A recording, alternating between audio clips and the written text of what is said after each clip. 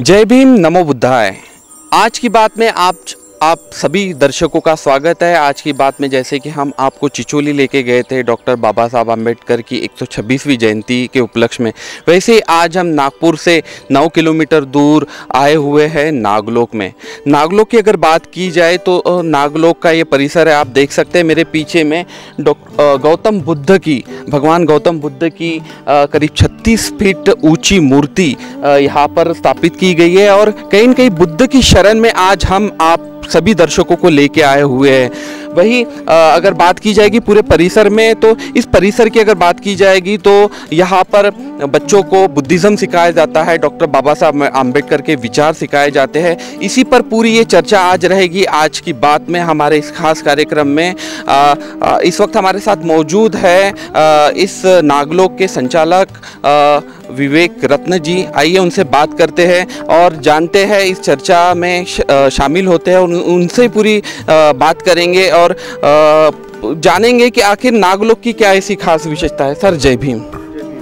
Sir हमें बताइए कि जो नागलोक है, आखिर इसके पीछे क्या उद्देश्य था, कब से ये यहाँ पे स्थापित है और आज जब ये यहाँ पर बन गया हुआ है तो कितने विद्यार्थियों को बुद्धिज़्म का जो पाठ है वो पढ़ाया जा रहा है? देखिए, त्रिरत्न बौद्ध महासंघ साह की जो शुरुआत है वो भारत में 1979 में हुई है और 1979 से यहाँ धम्माचार्य होना शुरू हो गए हैं।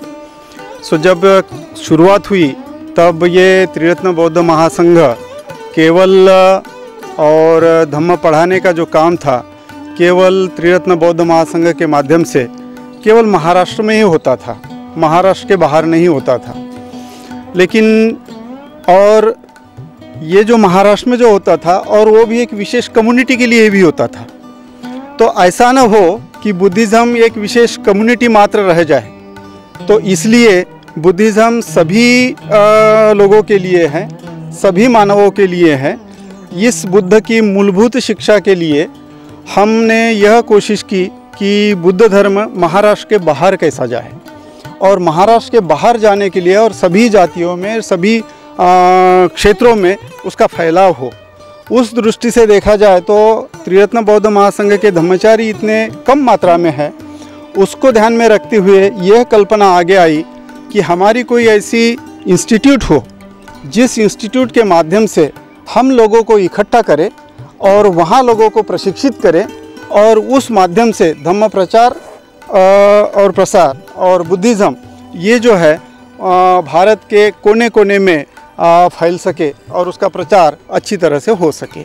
इसलिए इस इंस्टीट्यूट की जो स्थापना है वो हमने 94 में ये जगह ली और 95 में इसका उद्घाटन किया नागलोक करके, और तब से इस जगह का हम विकास कर रहे हैं और तब से एक के बाद एक यहाँ भवन तैयार हो रहे हैं, ट्रेनिंग सेंटर तैयार हुए हैं, कॉन्फ्रेंस सेंटर्स तैयार हुए हैं। बुद्ध की ये अप्रतिम ऐसी सुंदर एक प्रकार के 36 फुट एक्चुअली मूर्ति है, लेकिन ज़मीन से वो 56 फुट है, क्योंकि ज़मीन का और जो प्लेटफॉर्म है वो प्लेटफॉर्म 20 फुट ऊंचाई है और 20 फुट ऊंचाई के प्लेटफॉर्म पर उसको स्थापित किया गया है। तो इस तरह से, और चलती हुई मूर्ति भी इसलिए है कि धम्म प्रचार और प्रसार ये सभी लोगों के बीच में होना चाहिए। और जो भी हम बैठकर ध्यान करते हैं, बैठकर चर्चा करके, अभ्यास करके शिक्षा हासिल करते हैं, तो वह हम घर घर जाकर लोगों को बताना चाहिए। और बाबा साहब को चलते हुए बुद्ध थे, तो बाबा साहब की वही बात जो है हमने यहाँ प्रस्थापित की है। एक तरफ सर देखा जाएगा तो नागपुर में एक इतिहास जो माना जाता है कि दीक्षा भूमि बाबा साहब का अस्तित्व यहाँ पर है, चिचोली जैसा परिसर है यहाँ पर। वही अगर नागलोक की अगर बात की जाएगी तो इसके पीछे में क्या ये भी उद्देश्य था कि बाबा साहब के विचार यहाँ से इस नागलोक से निकलकर पूरे दुनिया में फैले या पूरे देश में फैले और बाबा साहब के विचारों का आदान प्रदान हो?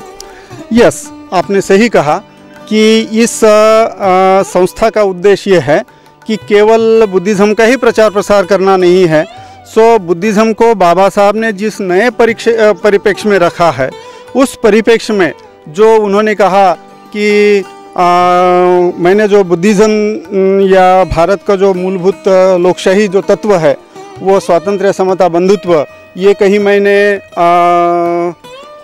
फ्रेंच राज्य क्रांति से नहीं लिया है, लेकिन मेरे जो गुरु बुद्ध, उनसे मैंने ये तत्व लिए हैं। आप मेरे साथ देख सकते हैं यहाँ पर कि बाबा साहब के जो विचार जो है नागलोक में देखे जाते हैं। बाबा साहब के एक विचार का जो फलक यहाँ पर दिखाई देता है, निश्चित ही मेरा सामाजिक तत्वज्ञान 3 शब्दों में कहा जा सकता है, स्वतंत्रता, समता और बंधुता। किसी को भी यह कहने की ज़रूरत नहीं है कि मैंने मेरा तत्वज्ञान फ्रेंच राज्य क्रांति से लिया है। निश्चित ही मैंने ही नहीं लिया, मैंने मेरे गुरु बुद्ध और उनकी शिक्षा से मेरा सामाजिक तत्वज्ञान विकसित किया है। ये डॉक्टर बाबा साहब आम्बेडकर का ये फलक है जो सीधा सीधा निर्देश देता है कि आखिर भगवान गौतम बुद्ध उनके कितने मन में बैठे हुए थे और भगवान गौतम बुद्ध को वो कितना मानते थे। बाबा साहब के अगर बात की जाएगी यहाँ पे, तो बुद्धिज़्म को उन्होंने जब चुना, कई सारे प्रलोभन उनके पास आए हुए थे जब वो हिंदू जाति का उन्होंने ये किया था। तो जब उन्होंने बुद्धिज़्म को चुना तो उसके पीछे का सर उद्देश्य क्या था, अगर बाबा साहब की बात की जाएगी तो, कि और किन बातों से प्रेरित होकर उन्होंने बुद्धिज़्म को ही चुना?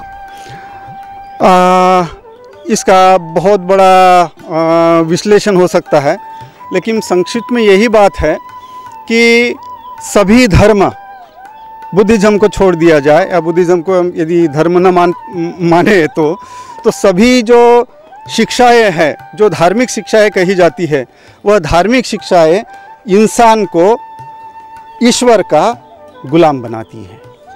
लेकिन बुद्ध की शिक्षा ऐसी है जो इंसान को स्वयं को जिम्मेदार ठहराती है। इंसान ईश्वर को जिम्मेदार नहीं ठहरा सकता अपने कृतियों के लिए। सो बुद्ध ही एक ऐसे व्यक्ति है जो कहते हैं कि तुम अपने कृति के लिए तुम जिम्मेदार हो, तुम अपनी कृतियाँ सुधारो, तुम्हारा जीवन सुधर जाएगा। तो बुद्ध स्वयं को जिम्मेदार बनाते हैं, और यह बात जो है, यह बात बाबा साहब को बहुत ही छू गई है, और उन्होंने इसीलिए स्वयं को जिम्मेदार बनाने के लिए यह धर्म हमें दिया है। क्योंकि हम यही मानते थे कि जो भी इस देश में छुआछूत है, जाति भेद है, जाति व्यवस्था है, ये सब ईश्वर की निर्मित है। सो बाबा साहब ने इस बात को पूरी तरह से नकार दिया कि ये नहीं, ये मानव निर्मित है, शोषण की एक व्यवस्था है, और इसलिए ये, और इसको धार्मिक उसका ये दिया गया है, क्या कहेंगे उसको, पृष्ठभूमि दी गई है, या धार्मिक का तत्व उसको बताने की कोशिश की है। लेकिन मुख्य तौर पर देखा जाए तो यह धार्मिकता के नाम पर, ईश्वर के नाम पर मानव जाति का किया हुआ शोषण है, और इस शोषण से ही मुक्ति ये बुद्ध का तत्वज्ञान हमें पढ़ाता है। नागलोक के कुछ उद्देश्य भी यहाँ पर देखे जाएंगे कि नागलोक के उद्देश्य, जो ये पूरा परिसर है नागलोक, उनके उद्देश्य है संपूर्ण भारत से युवा बौद्धों को प्रशिक्षित करना, ये पहला प्रमुख उद्देश्य है। संपूर्ण भारत में धम्म कार्यकर्ताओं को, उपासकों को नेटवर्क विकसित करना, ये दूसरा उद्देश्य है। अन्य देशों के बौद्धों से मेल जोल करना, ये तीसरा उद्देश्य है। और स्थानिक धम्म गतिविधियाँ चलाना, ये चौथा उद्देश्य है। इन उद्देश्यों की अगर बात की जाएगी तो पिछले 12-13 सालों में जब से ये नागलोक यहाँ पर आया हुआ है, यहाँ पर स्थापित है, जब इसकी शुरुआत हुई थी, इन उद्देश्यों पे नागलोक कितना अमल कर पाया है, कितना सक्सेस कर पाया है, और इन उद्देश्यों को किस तरह से आगे ले पाया? यस, पिछले, जैसा कि मैंने कहा कि इस ज़मीन को हमने 1994 में 1994 में ख़रीदा, और 1996 में ये पहला जो अपने लेफ़्ट साइड में जो बुद्ध सूर्य विहार दिख रहा है, ये बुद्ध सूर्य विहार जो है इसकी नींव रखी। सो 96 से अभी हम लगभग 21 साल हो गए हैं इसको नागलोक को हम विकसित कर रहे हैं। शुरू में हमने यहाँ संसाधन निर्माण करने की कोशिश की, और 2002 से हम यहाँ प्रशिक्षण शुरुआत किए हैं, और उस प्रशिक्षण में अभी तक भारतवर्ष से के 24 राज्यों से लगभग 1084 युवा और युवतियों को हम प्रशिक्षित कर पाए हैं। उनको बुद्धिज़्म और बाबा साहब के जो मूलभूत विचार है उससे हम परिचित करा पाए हैं। और इस तरह से एक दृष्टि से देखा जाए तो बाबा साहब ने बौद्ध धर्म का स्वीकार क्यों किया, बाबा साहब इस देश से जाति भेद को उच्चाटन करना चाहिए, होना चाहिए, और यह देश एक सही दृष्टि से इंसानियत का और मानव निर्मित, मानव पर क्या कहेंगे कि मानव का मानव से या एक इंसान का दूसरे इंसान से के इंसानियत का जो रिश्ता हो उस आधार पर यह देश चले, इसके लिए जो बाबा साहब ने ये बुद्धिज़्म की स्थापना या नए तरीके से उसकी व्याख्या करके हमें जो बुद्धिज़्म दिया है उसका हम उनके दृष्टि से यहाँ प्रचार और प्रसार कर रहे हैं। पूरे देश में अगर बात की जाएगी सर कि यहाँ के जो बच्चे आ रहे हैं, पूरे राज्य से बच्चे आ रहे हैं, आप जिसका प्रशिक्षण कर रहे हैं, बुद्धिज़्म तो ठीक है लेकिन बाबा साहब को भी यहाँ के बच्चे बेहतर अपने राज्यों तक पहुँचा रहे हैं कि बाबा साहब आखिर क्या थे और क्या उनके विचार थे, और उनकी शिक्षा सबसे बड़ी बात है। तो शिक्षा का भी आदान प्रदान जो है वो हो रहा है। यस, तो हमने शुरू में केवल यहाँ ट्रेनिंग की ही बात की थी कि केवल यहाँ 1 साल का ट्रेनिंग चलाते थे, जैसा कि 1 जुलाई को शुरू करते थे और बुद्ध पूर्णिमा को हम समाप्त करते थे। लेकिन बाद में वह ट्रेनिंग हमने संक्षिप्त करके 8 महीने का किया, और साथ ही हमने यहाँ बुद्धिज़्म का एक ग्रेजुएशन कोर्स शुरू किया है। नागपुर यूनिवर्सिटी का एफिलिएशन है, और डॉक्टर अंबेडकर थॉट्स, बुद्धि स्टडीज़ और पाली, हिंदी और इंग्लिश, इन विषयों में वो नागपुर यूनिवर्सिटी से बीए कर पाते हैं। आप देख सकते हैं कि यहाँ पे और एक फलक है जो युवाओं को कहीं न कहीं मार्गदर्शित करता है। हालांकि ये मराठी में मैं आपको पढ़ के बताता हूँ। हा नवा मार्ग जबाबदारीचा आहे, आपण काय इच्छिलेले आहे हे तरुणांनी लक्षात घ्यावे, त्यांनी केवळ पोटाचे पाईक बनू नये, आपल्या प्राप्तीचा निदान 20वां हिस्सा या कामी देईल ऐसा निश्चय करा। मतलब बाबा साहब जानते थे कि सामाजिक तौर पर अगर उनको लड़ना है या सामाजिक तौर पर अगर कहीं न कहीं सक्षम बनना है तो समाज को आर्थिक रूप से प्रबल बनाना एक बहुत बड़ा उद्देश्य था। इसलिए अपना जो कमाई का एक हिस्सा था, वो 20वां जो हिस्सा था, वो कहीं न कहीं सामाजिक कार्य में और समाज के लिए खर्चा करने के लिए वो कह रहे थे। और उन्होंने हमेशा अपने पूरे जीवन में जब अंतिम समय तक उन्होंने यही कहा कि सामाजिक तौर पर कम से कम युवाओं ने आगे आके इसकी पहल करनी चाहिए, क्योंकि बात ऐसी थी कि उनके जाने के बाद उनको एक चीज़ बहुत सता रही थी कि आखिर उनके बाद इस सामाजिक चढ़वड़, जो सामाजिक जो अभियान जो उन्होंने चलाया था, उसका क्या होगा। लेकिन कहीं न कहीं वो बहुत दूरदृष्टि वाले थे, सोचते थे वही होता था। और आज वैसी परिस्थिति है कि सामाजिक तौर पर कहीं न कहीं ये समाज बिखरा हुआ नज़र आता है, जो बाबा साहब ने कई वर्षों पहले सोचा हुआ था। और सामाजिक तौर पे हम ये नहीं कहते कि कई सारे कार्य हो नहीं रहे या फिर कार्य हुए नहीं है, लेकिन बड़े टुकड़ों में हो रहे, जो संगठित होकर अगर हो तो एक बहुत बड़ी क्रांति फिर से निर्माण की जा सकती है। फिर से चलते हैं विवेक रत्न जी के पास। सर, जो मैंने कहा कितना सच है उन सारी चीज़ों में? अगर बात की जाएगी समाज जो टुकड़ों में बटा हुआ है, संगठित होकर अगर एक साथ आया बाबा साहब के नाम पर, तो कितनी बड़ी क्रांति फिर से निर्माण हो सकती है?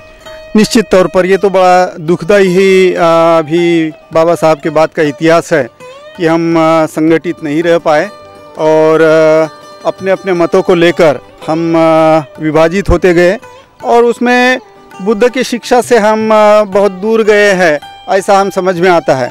बुद्ध यह कहते हैं कि मतभेद होना चाहिए लेकिन एक दूसरे से अलगाव नहीं, बैठकर चर्चा कीजिए, विचार विमर्श कीजिए, और जो भी कार्य हो एक सामंजस्य के साथ संगठित होकर उसको पूरा कीजिए।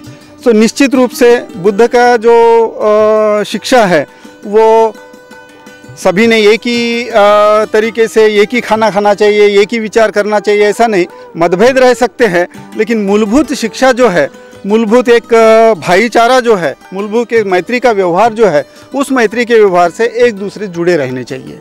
और हम असंगठित होने की वजह से निश्चित रूप से समाज का बहुत बड़ा नुकसान हो रहा है, ये सभी जानते हैं। विवेक रत्न जी, हम पहुंच चुके हैं लगभग हमारे उस सफ़र की ओर जहां पर भगवान गौतम बुद्ध खुद हमारे समक्ष मौजूद है। बहुत सुंदर एक मूर्ति यहाँ पर दिखाई देती है सुनहरे रंगों की। और बाबा, जैसे कि विवेक रत्न जी ने कहा था कि बाबा साहब को चलते हुए बुद्ध बहुत पसंद थे, और इसी के उपलक्ष्य में इसी की बात को ध्यान में रखते हुए एक बाबा साहब का विचार भी इस बुद्ध मूर्ति के जरिए हमें दिखाई देता है कि इतनी सुंदर मूर्ति के सामने जब कोई नतमस्तक होता है, जब कोई सामने आता है, तब पता चलता है कि आखिर भगवान बुद्ध को बाबा साहब ने क्यों चुना और भगवान बुद्ध के जरिए वो क्या पाना चाहते थे। एक शांति का संदेश भी भगवान बुद्ध के जरिए जाता है, समता और शीलता, और एक अनोखी एक मिसाल के रूप में भगवान बुद्ध को पूरी दुनिया में पेश किया गया है। क्या बताएंगे? निश्चित रूप से संसार में संघर्ष है, और संघर्ष को ध्यान में रखते हुए बुद्ध ने गृह त्याग किया है, ऐसा माना जाता है, क्योंकि संघर्ष का अंतिम परिणाम दुखदायक होता है। और बुद्ध की मूलभूत शिक्षा में दुख और मानवीय दुख यही उसके, और उस दुख को नष्ट करने का उपाय यही बुद्ध ने ढूंढ के निकाला है, बाकी कुछ नहीं। तो यह जो है, जो सारे संसार में जो अशांति है, दुख है, संघर्ष है, इसके लिए उपाय जो बताया है वह उपाय बुद्ध की शिक्षा है, वह उपाय बुद्ध का धर्म है। इसलिए बुद्ध को शांति का दूत कहना या शांति के संदेश का कहना या शांति का ही प्रतीक कहना यह ज़्यादा उचित है, क्योंकि उनकी शिक्षा जो है वो शांति प्रस्थापित करती है, भाईचारा प्रस्थापित करती है, मेल जोल और सामंजस्य प्रस्थापित करती है।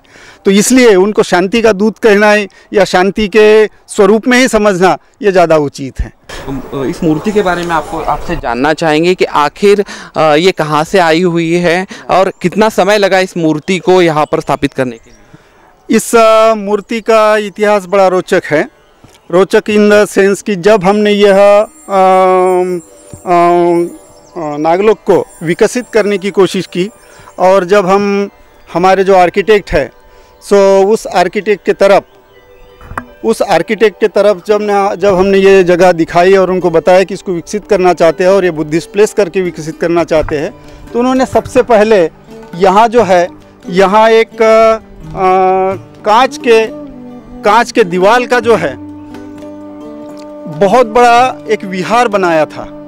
कांच के दीवार का बहुत बड़ा विहार बनाया था, और उसमें ऐसी चलती हुई बुद्ध मूर्ति दिखाई थी। लेकिन जो भी दानदाताएँ हैं उन्होंने कहा कि इतना बड़ा अभी तुरंत दान देना हमारे लिए संभव नहीं है, इसलिए हम अलग अलग शुरू करते हैं धम्म प्रचार और अलग अलग विहारों से या छोटे छोटे भवनों से। तो इसलिए ये मूर्ति जो है कई सालों तक इस मूर्ति का प्रकल्प जो है वो मतलब स्थगित रहा।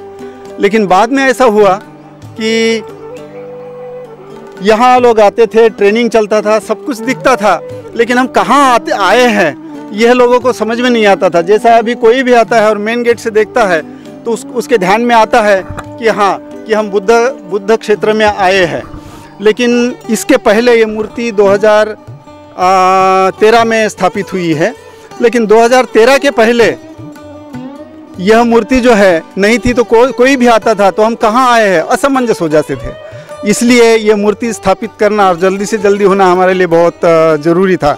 तो इस मूर्ति का इतिहास ऐसा है कि एक आदरणीय भिक्खु है जो इस प्रोजेक्ट को बहुत अच्छी तरह से ताइवान से मदद करते हैं। उनका नाम है क्वांगशिन। उनका यहाँ फलक भी लगा हुआ है जिन्होंने ये मूर्ति के लिए दान दी है। तो ये मास्टर क्वांगशिन जो है यह मेन इसके दानदाते हैं। लेकिन ये जो शिल्पकार है, ये शिल्पकार ने भी बहुत बड़ा योगदान दिया, और उन्होंने इस मूर्ति के लिए चाइना में और ताइवान में स्वयं फंड रेजिंग किया, और यह मूर्ति लगभग 2 करोड़ से भी ज़्यादा लागत से उन्होंने बनाने की कोशिश की। ये पूरी मूर्ति जो है 15 टन पीतल की है, और उसको बनाने के लिए जो जगह प्रसिद्ध शिल्पकार है जो बुद्ध मूर्तियाँ बनाते हैं, और अनेक जगह उन्होंने बहुत सुंदर सुंदर जगह में बुद्ध मूर्तियाँ बनाई है। मास्टर वेनकुई, ये जो शिल्पकार है जिन्होंने इतनी सुंदर मूर्ति, चलती हुई मूर्ति बनाई है। तो आप देख सकते हैं कि किस तरह से ये मूर्ति का जो संघर्ष रहा मूर्ति को यहाँ तक लाने का, जो कि अभियान रहा, वो काबिले तारीफ रहा। जैसे कि विवेक रत्न जी ने हमको बताया कि अभी जो हम आए हुए यहाँ पर बुद्ध की शरण में, ऐसा इतनी खूबसूरत मूर्ति और इतनी प्रभावशाली, मतलब एक तेज निर्माण करने वाली भगवान बुद्ध की मूर्ति शायद ही नागपुर में कहीं होगी। अगर सर पूरे नागलोक की अगर बात की जाएगी इन सारी चीज़ों की, तो विवेक रत्न के लिए भगवान बुद्ध क्या है, डॉक्टर BR आम्बेडकर क्या है, और वो कितने प्रभावित है इन दोनों के विचारों से?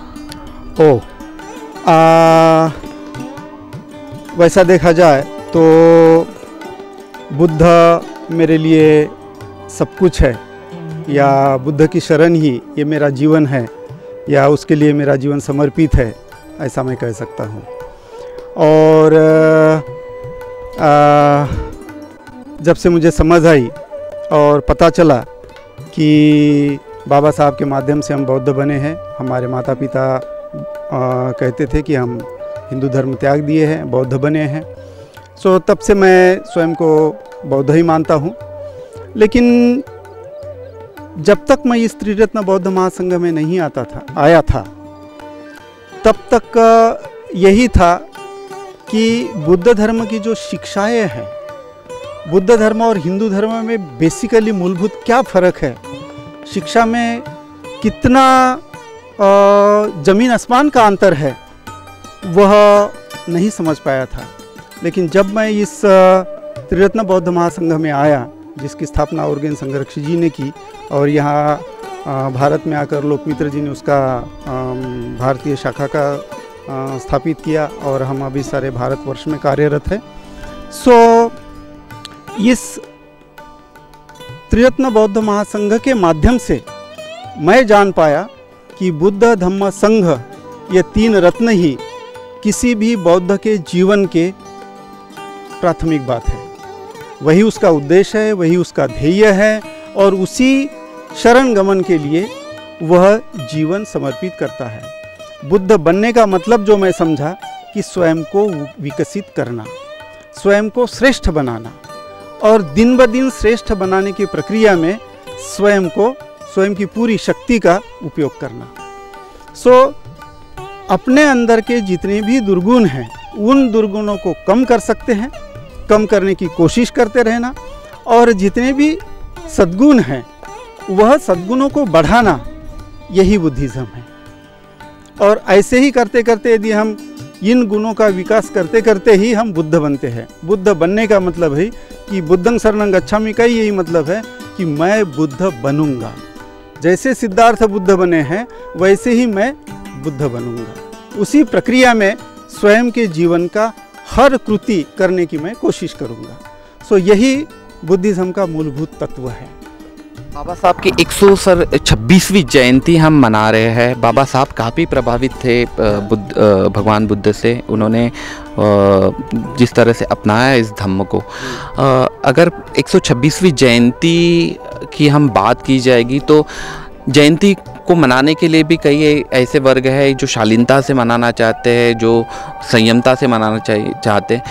विवेक रत्न जी उन लोगों को किस तरह से बाबा साहब की 126वीं जयंती मनानी चाहिए, और क्या उनके विचारों की ये जयंती होनी चाहिए, उनकी शिक्षा की ये जयंती होनी चाहिए, या फिर उन्होंने जो राह दिखाई उसकी ये जयंती होनी चाहिए?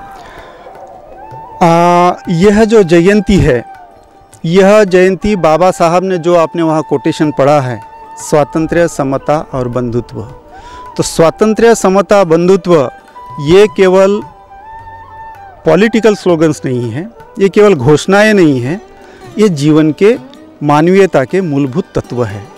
इन तत्वों के तहत हर बाबा साहब के अनुयायी ने अपना जीवन जीने की कोशिश करनी है, और वैसा यदि हम करते हैं तभी हम बाबा साहब की जयंती सही मायने में मनाते हैं। तो स्वातंत्र्य क्या है, समता क्या है, बंधुत्व क्या है, इसको अच्छी तरह से समझने की ज़रूरत है। और यह समझना ही बुद्धिज़्म की शिक्षा का अवलंब करना है और बुद्धिज़्म को अपने जीवन में उतारना है। बुद्धिज़्म और स्वातंत्र्य, समता, बंधुत्व, बाबा साहब के इन 3 तत्व बिल्कुल एक दूसरे से भिन्न नहीं है, ये एक ही है। और बाबा साहब बुद्ध से इतने प्रभावित थे इस स्वातंत्र्य के बात को लेकर, जहाँ कालाम सुत्ता आता है, कालाम सुत्ते में बुद्ध ने ये कहा कि जो उन्होंने 10 बातें कही है, उन 10 बातों में सभी बातें आती है। और उन्होंने कहा कि इंसान स्वयं के अनुभव को और स्वयं के मन से कार्य करे, ज्ञान के अनुसार कार्य करे। तो मन को इतना स्वतंत्र बनाया, इंसान को इतना स्वतंत्र बनाया, बुद्ध ने कहा कि मेरी भी मत मानो, आपका अनुभव क्या है, उस अनुभव के तहत आप कोशिश करो, आपकी कृति देखो, और वह कृति यदि लोभ, द्वेष, मोह से प्रेरित है तो वह मेरा धर्म नहीं है, वह अच्छी कृति नहीं है, वह आपको सुख नहीं देगी। और यदि वो लोभ, द्वेष, मोह से प्रेरित है तो आपको वो दुख ही लाएगी। तो इतनी स्वतंत्रता जो बुद्ध ने कालाम सुत्ता में बहाल की है, उससे बाबा साहब बहुत प्रभावित रहे। वही स्वतंत्रता धार्मिक मूल्य है, वही स्वतंत्रता हमारे जीवन में यदि हम लाते हैं तो निश्चित रूप से हमारा जीवन स्वयं का ही होगा। समता का मतलब है कि जो मैं अच्छा जीवन जीना चाहता हूँ तो वही संधि दूसरों को दूँ, वही अपॉर्चुनिटी दूसरों को दूँ, ताकि वो भी मेरे जैसा विकसित हो सके। तो इस तरह से यह जो है बाबा साहब के जो ये 3 तत्व है, स्वातंत्र्य, समता, बंधुत्व, यही सब कुछ है। और उसी के अनुसार हर बाबा साहब के अनुयायी ने जीवन जीना चाहिए, ऐसा मुझे लगता है। और उसी को लेकर जयंती मनानी चाहिए। नागलोक एक सपने जैसा है, आपका भी कहीं न कहीं उद्देश्य रहा होगा। जब से आप इस अभियान से जुड़े, बाबा साहब को आपने जाना, बाबा साहब के विचारों को जाना, बुद्धिज़्म की बात की जाएगी, बुद्धिज़्म को अपनाने की बात की जाएगी, आपका कितना बड़ा सपना यहाँ पर साकार होता आपको दिखाई दे रहा है। एक नई पीढ़ी, एक नई सोच बुद्धिज़्म और बाबा साहब के विचारों को लेकर यहाँ से नागलोक से होते हुए जब पूरे देश में फैलते हुए जा रही है, बुद्धिज़्म का प्रचार प्रसार हो रहा है। डॉक्टर बाबा साहब आम्बेडकर की बातें वो बता रहे हैं, नागपुर के नागलोक की बातें वो बता रहे हैं। तो आपका कितना बड़ा सपना साकार हुआ और आपके लिए नागलोक कितनी अहमियत रखता है? यस, हम यहाँ मास्टर वेनकुई, ये जो शिल्पकार है जिन्होंने इतनी सुंदर मूर्ति, चलती हुई मूर्ति बनाई है, उस मूर्ति के शरण में बैठे हैं। और मुझे लगता है कि जो भी मैं यहाँ कृति कर रहा हूँ, जो भी मैं कार्य कर रहा हूँ, उससे मैं स्वयं को बहुत संतुष्ट मानता हूँ। मैं स्वयं को बहुत समाधानी समझता हूँ कि जो भी मैंने अपना योगदान दिया वह सही जगह दिया और सही काम के लिए दिया। क्योंकि यहाँ मैं 2002 साल से हम सब मिलकर जो यहाँ प्रशिक्षण चला रहे हैं, और उस प्रशिक्षण को मूलभूत रूप से मैं जो संचालित कर रहा हूँ, और जैसा कि मैंने पहले भी कहा कि अभी तक हमारी ये 15वीं बैच ख़त्म हुई है, अभी इस साल 16वीं बैच शुरू हो जाएगी। सो इस 15 बैच में 1084 विद्यार्थियों को भारत के कोने कोने से, लगभग 24 राज्यों से मैंने कहा, तो अलग अलग युवक युवतियाँ आए हैं। और उनको जो हम यहाँ बताते हैं कि बाबा साहब क्या थे, जब वो यहाँ आते हैं तो उनको बाबा साहब के बारे में कुछ भी पता नहीं होता। केवल एक बात पता होती है कि बाबा साहब इस देश की घटनाकार थे, बाबा साहब ने घटना लिखी है। दूसरी बात ये पता रहती है उनको कि बाबा साहब दलितों के नेता हैं, बस जितनी बातें उनको बताई, बस जितनी बातें। और तीसरी बात पता होती है कि बाबा साहब ने दलितों को रिजर्वेशन दिया। इन 3 बातों के अलावा उनको बाबा साहब के बारे में कोई पता नहीं होता। जैसे अरुणाचल प्रदेश के चकमा बुद्धिस्ट आते हैं, उनको तो बाबा साहब पता ही नहीं होता है। लेकिन यहाँ आने के बाद जिस तरह से हम बाबा साहब की मूलभूत शिक्षाओं से उनको परिचित कराते हैं,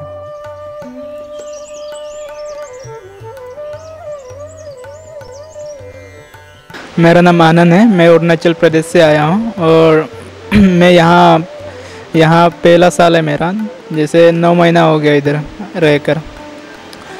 जब से मैं यहाँ आया हूँ बहुत अच्छा लग रहा है। पहले जैसा ऐसा वातावरण मुझे पहले नहीं मिला था, पर यहाँ आकर मुझे बहुत सारी चीज़ें जानने को मिला और बहुत सारे दोस्तों से मिला जो कि भारत से, हर स्टेट से आते हैं लोग।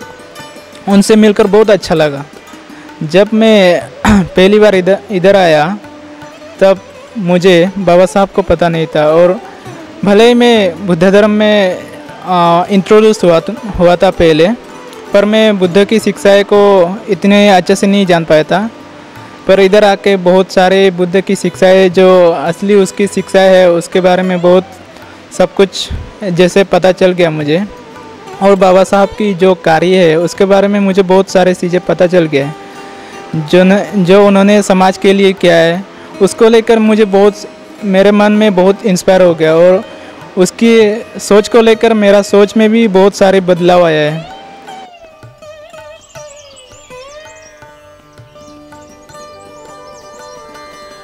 मूलभूत शिक्षाएं हम बाबा साहब की वो समझते हैं कि बाबा साहब ने एनिहिलेशन कास्ट ऑफ कास्ट में इस देश की जाति प्रथा, यही मूलभूत समस्या है इस देश की, उसके अलावा कोई समस्या नहीं है।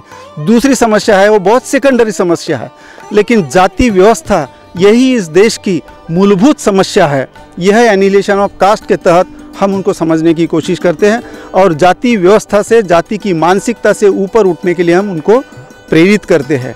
और जब वो यहाँ आते हैं, यहाँ इस परिसर में 8 महीने रहते हैं, तो वो यह समझ जाते हैं कि जाति ये मानसिक कल्पना है, जाति इसका कोई अस्तित्व नहीं है और हम सब भाई बहन हैं। तो यह जो एक कॉन्फिडेंस है, यह जो एक नई सोच है, वो उनमें पैदा होती है कि हमारे ऊपर जो ये एक संस्कारिता हुई है वो कितनी ऊर्जा उत्पन्न होती है, एक तरह की ऊर्जा उत्पन्न होती है। यहाँ से उनको इतना कॉन्फिडेंस मिलता है कि कई बच्चों के जीवन बदल गए। वो इतने कृतज्ञ समझते हैं इस इंस्टीट्यूट को, ये इस इंस्टीट्यूट में मेरा पूरा जीवन बदल दिया है। कि यहाँ आने के बाद जो कॉन्फिडेंस उनमें आता है, जो एक आत्मविश्वास आता है, जिस आत्मविश्वास से वो बात करना लगते हैं, वो एक अलग बात है।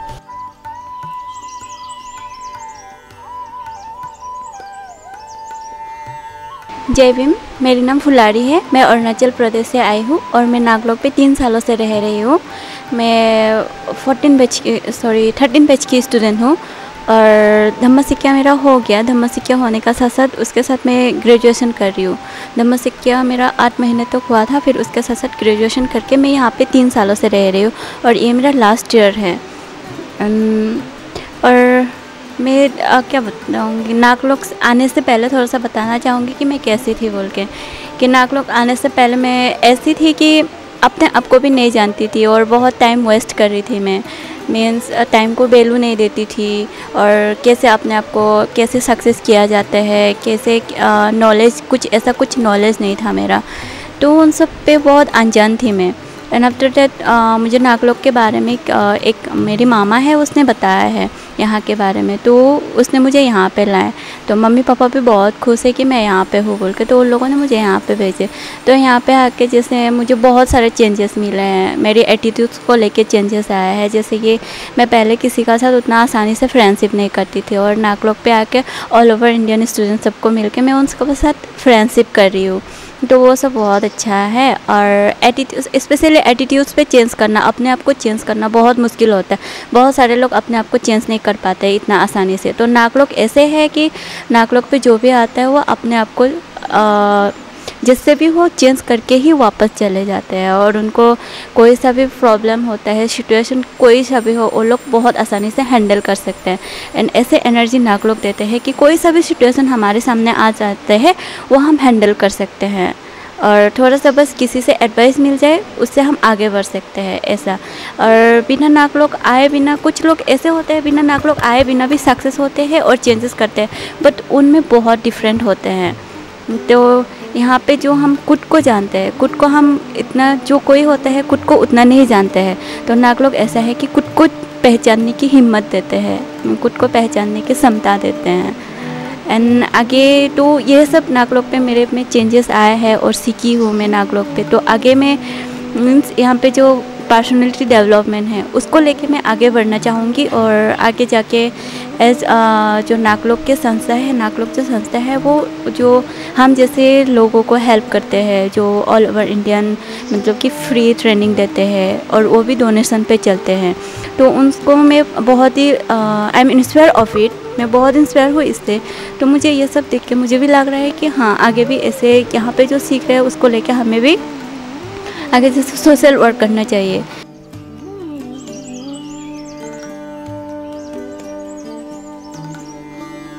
सो बुद्ध के शिक्षा के तहत इस बात को जो हम मतलब बाबा साहब की जो मूलभूत शिक्षाएं हैं, उस मूलभूत शिक्षाओं का ये पहली बात है कि हम जाति व्यवस्था ये मानसिक कल्पना है, जात ये मानसिक कल्पना है, ये पहली बात बताते हैं। दूसरी बात यह बताने की कोशिश करते हैं कि बाबा साहब ने धर्मांतर क्यों किया और वही सारे धर्मों को और कम्युनिज्म को छोड़कर बाबा साहब ने बुद्ध धर्म को ही क्यों स्वीकारा, बुद्ध धर्म के प्रति बाबा साहब इतने लालायित क्यों थे, क्यों बाबा साहब बुद्ध को अपने गुरु मानते थे, इस बारे में हम उनको सब विस्तार से बताते हैं। और उस विस्तार में मूलभूत यह बात आती है जो मैंने पहले भी कहा है कि बाबा साहब किसी की भी गुलामी नहीं चाहते हैं, कि हमने किसी के भी गुलाम नहीं होने चाहिए, चाहे ईश्वर के भी गुलाम नहीं होने चाहिए। और ईश्वर अस्तित्व में है ही नहीं, ये तो बुद्ध ने 2560 साल पहले बताया है कि ईश्वर अस्तित्व में है ही नहीं। जो कुछ भी संचालित है वह प्रतीत्य समुत्पाद के तहत, इस सिद्धांत के तहत संचालित है, ना कि ईश्वर संचालित करता है। ऐसे कोई शक्ति नहीं है जो संचालित कर रही है, प्रतीत्य समुत्पाद है।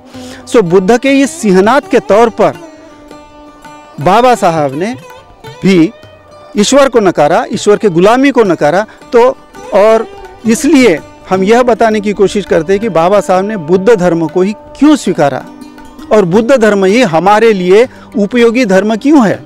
आज के इस परिवेश में, आज के इस टेक्नोलॉजिकल साइंस के युग में सारे धर्म जो है व्यंग के विषय बन गए हैं, उनकी शिक्षाएं, उनके तत्व मजाक बन गई है। लेकिन बुद्ध की शिक्षा जो है वो अपीलिंग होता है, साइंटिस्ट को अपीलिंग होता है। तो इस तरह से हम बुद्ध के शिक्षा के प्रति बाबा साहब के जो विचार है उन विचारों को हम अवगत कराते हैं। तो बाबा साहब का जो दृष्टि है कि उन्होंने धर्मांतर क्यों किया और धर्मांतर करने के बाद बौद्ध धर्म ही क्यों स्वीकारा, इस बात को हम भली भांति बच्चों तक पहुंचाने की कोशिश करते हैं।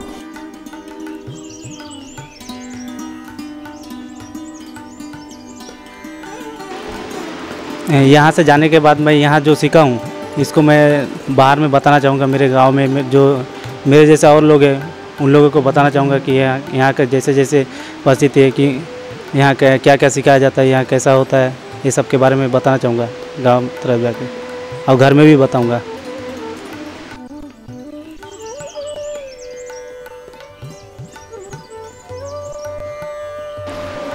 मैं पहले उधर बुद्ध की शिक्षाएं को अच्छे से बताऊंगा और बुद्ध को शिक्षा को लेकर भारत में बाबा साहब ने क्या किया है और उनके समाज में बुद्ध की शिक्षाएं को कैसे फैलाया उनको बताना चाहूँगा। और उनको बताकर बाबा साहब को मैं उनको इंट्रोड्यूस कराऊँगा। इंट्रोड्यूस कराने के बाद वो उसको अगर अच्छा लगता है मैं उसको और डीपली बताऊंगा कि नागलोक में क्या क्या होता है उसके बारे में। अगर उसको यदि इच्छा होता है तो मैं उनको इधर आने के लिए ज़रूर बोलूँगा।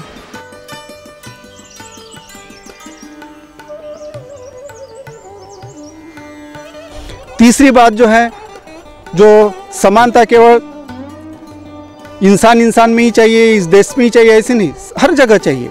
वो वर्णों के बीच में समानता चाहिए और वो स्त्री पुरुष के बीच में ही समानता चाहिए, यह भी बात देते हैं। और तीसरी बात हम बताते हैं कि बाबा साहब ने जैसा कि आज जिधर उधर हिंसाचार है, मार्क्सवाद का उस वक्त भी जिस वक्त बाबा साहब ने धर्मांतर किया मार्क्सवाद बड़ा प्रभावी था, तो उस वक्त बाबा साहब ने मार्क्सवाद को क्यों नकारा। तो बाबा साहब का जो बुद्ध एंड कार्ल मार्क्स से बहुत सुंदर जो आर्टिकल है राइटिंग एंड स्पीचेस में, उसको लेकर हम चर्चा करते हैं। और फिर हम आते हैं कि Buddha and future of his religion, यह उनका जो लेख है महाबोधि सोसाइटी में उन्होंने 1950 में धर्मांतर के पहले जो छापा था, उसको लेकर हम चर्चा करते हैं कि बाबा साहब बुद्ध के बारे में क्या सोचते हैं। बुद्ध धर्म के प्रचार प्रसार के बारे में क्या सोचते हैं, आधुनिक जग को बुद्ध धर्म की कितनी निहायत ज़रूरत है इस बारे में क्या सोचते हैं, इस बारे में हम उनको अवगत कराते हैं। सो बाबा साहब के ये जो मूलभूत विचार है, मूलभूत शिक्षाएं हैं, इससे हम यहाँ जो 8 महीने का जो प्रशिक्षण होता है उससे भली भांति परिचित कराते हैं। बुद्ध धर्म की प्राथमिक शिक्षाएं देते हैं, शील पढ़ाते हैं, समाधि पढ़ाते हैं, प्रज्ञा के बारे में जानकारी महत्वपूर्ण हम ये बात करते हैं कि स्वातंत्र्य, समता, बंधुत्व और बुद्ध की मूलभूत शिक्षाएं, इनका कितना महत्व है, कितना एक दूसरे में ऐसे मानो कि शक्कर और जो पानी घुल गया है उस तरह से एक दूसरे से अलग नहीं किया जा सकता। इस तरह से हम उनको समझाने की कोशिश करते हैं तो बच्चे बड़े प्रभावित होते हैं और उस प्रभाव से इतना कॉन्फिडेंस लेकर जो बच्चे यहाँ 12वीं फेल हुए आए हैं, यहाँ से कॉन्फिडेंस लेकर आज PhD कर रहे हैं, कोई अच्छे नौकरी कर रहे हैं, कोई अच्छा धम्म प्रचार कर रहे हैं। तो हम इस तरह से यहाँ बच्चों को प्रभावित करते हुए बाबा साहब की शिक्षा को हम पूरे भारतवर्ष में फैलाना चाहते हैं। सर, एक अंतिम सवाल, आज का अब हम जो बैठे हुए हैं, बुद्ध की शरण में बैठे हुए हैं, जो बाबा साहब ने जिस बुद्ध को अपनाया, लेकिन आज 126वीं जयंती है। समाज के युवकों की अगर हम बात करेंगे तो आज का जो बाबा साहब जो सोचते थे कि युवा वर्ग एक नेतृत्व कर सकता है, समाज का जो युवा है वो कहीं न कहीं भटका हुआ है या फिर ऐसे मसलों में फंसा हुआ है कि मैं कहाँ जाऊँ, किसे अपनाऊँ, क्योंकि बाबा साहब को भी कई लोगों ने अपना अपना बनाकर रखा हुआ है।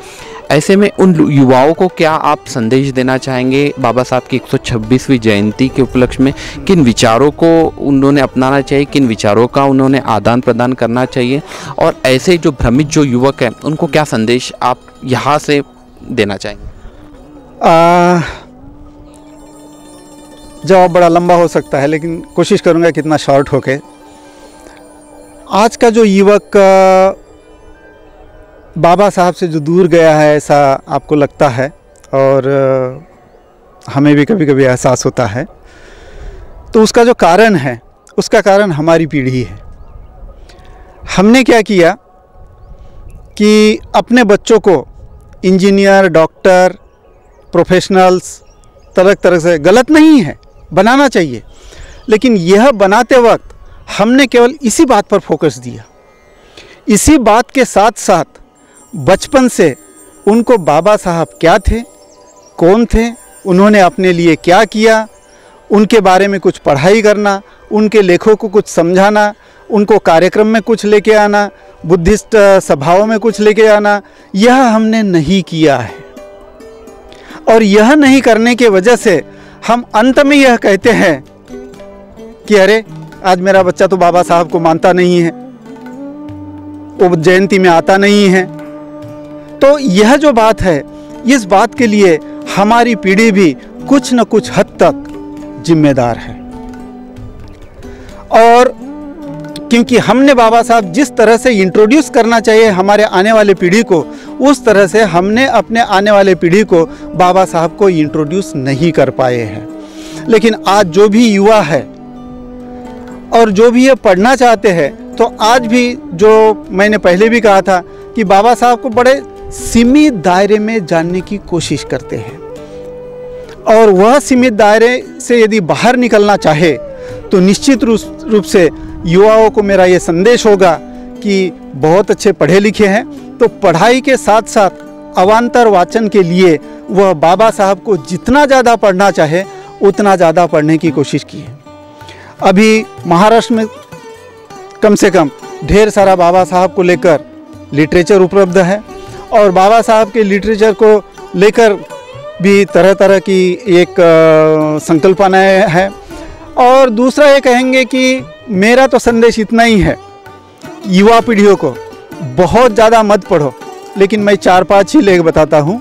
उन 4-5 लेखों को पढ़ो, उसके ऊपर गोष्ठी करो, उसके ऊपर परिसंवाद कीजिए, उसके ऊपर सेमिनार कीजिए, डिबेट कीजिए और समझने की कोशिश कीजिए।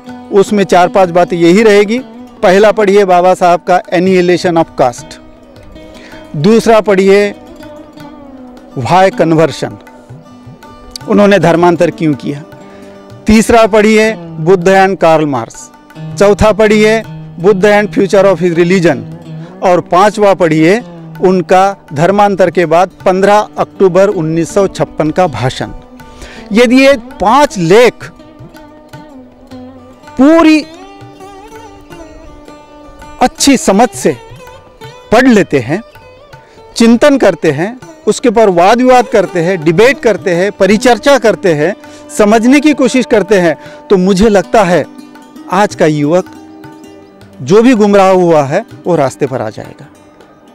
बहुत बहुत शुक्रिया सर हमसे बातचीत करने का। और ये पूरे जो कि बाबा साहब की 126वीं जयंती पर हम आपसे रूबरू हुए, खासतौर पर उस जगह पर जहाँ पर भगवान बुद्ध की इतनी शालीन मूर्ति यहाँ पर स्थापित की गई है, जो एक कहीं ना कहीं बाबा साहब के विचारों का भी आदान प्रदान करती है। तो ये थे हमारे साथ विवेक रत्न जी, जो नागलोक के संचालक हैं, जिन्होंने बताया कि यहाँ पर जो अध्ययन हो रहा है, अध्ययन के जरिए बुद्धिज़्म और बुद्धिज़्म के जो विचार है, डॉक्टर बाबा साहब के विचार है, वो पूरे देश में बच्चों के माध्यम से यहाँ से नागपुर की नागलोक भूमि से होते हुए जा रहे हैं। वही हमने पूरे परिसर को भी आपको दिखाया कि बाबा साहब के किस तरह से विचार है, और ख़ास तौर पर विवेक रत्न जी से जाना कि आखिर उनके लिए बुद्धिज़्म क्या है, और उनका एक सपना था ये जो नागलोक का जो है वो अभी धीरे धीरे पूरा हो रहा है। कहीं न कहीं 1184 जो कि यहाँ से विद्यार्थी है, हर स्टेट से आए हुए जो यहाँ से गए और जिन्होंने अपना जीवन बदल दिया। तो कहीं न कहीं लोगों के जीवन के लिए भी समर्पित है ये नागलोक, यही ये बात करता है। और भविष्य में भी हम उम्मीद करते कि यहाँ पर जो भी बच्चे आए, जो भी भ्रमित बच्चे रहे या फिर अपने जीवन से भटके बच्चे रहे, वो यहाँ से बुद्धिज़्म और बाबा साहब के विचारों को लेकर अपना जीवन उज्जवल बनाए। तो आज के लिए आज की बात में इतना ही। आपसे फिर मुलाकात होगी कल किसी नए मुद्दे के साथ। तब तक के लिए जय भीम, नमो बुद्धाय।